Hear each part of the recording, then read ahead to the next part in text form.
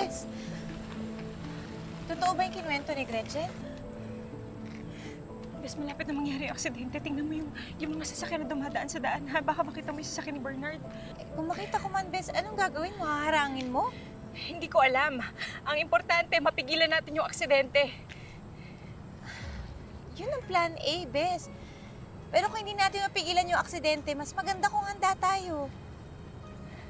Marunong ka ba mag-first aid? Hindi lang basta-basta first aid ang kailangan natin dito. Kailangan natin silang madala sa ospital kung sakaling mangyayari ang aksidente.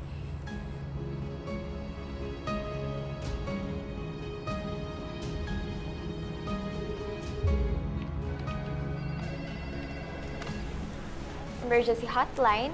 Ano po maitutulong ko? Magpadala kayo ng ambulansya dito sa Ramirez Street, dito sa Marikina. Ano po nangyari? Meron po ba nasaktan? Na-aksidente kasi yung asawa ko eh. Pwede bang bilisan ninyo? Kailangan makarating kayo dito bago mangyari yung aksidente.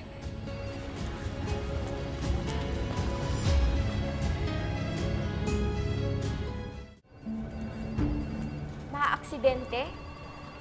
Mangyayari pa lang? Paano nyo nalaman na may mangyayaring aksidente? Bes, baka hindi maniwala sa'yo yung kausap mo. Pasensya na, hindi ko kasi alam gagawin ko dito eh. Ang ibig ko sabihin, na-aksidente yung asawa ko. Duguan siya ngayon at kailangan nyo nang papuntahin yung ambulansya ngayon na.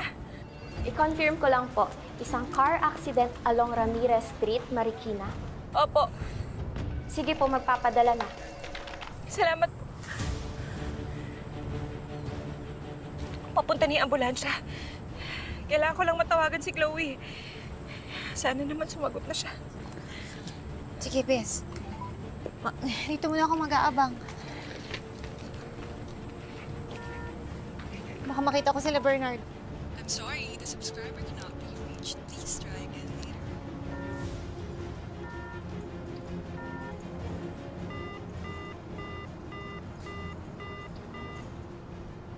Sigurado ka ba gantong oras nangyari yung aksidente? Oo, 1 minute na lang. Paano mangyayari yun? Wala sila dito. Hindi ko rin alam eh. Nakabahan na rin ako eh. Ayoko ng pagdaanan na mawala ulit si Bernard at ayoko na nitong time loop na to. Kailangan masave ko si Bernard at si Chloe. Bes, baka hindi na sila dadating. Sana nga. Sana nga hindi na sila dumaan dito pero mangyayari lang yun kung na-warningan ko sila.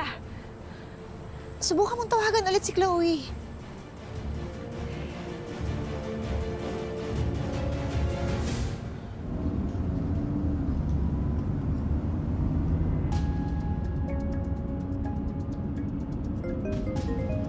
Alak ba wala kayo na incident?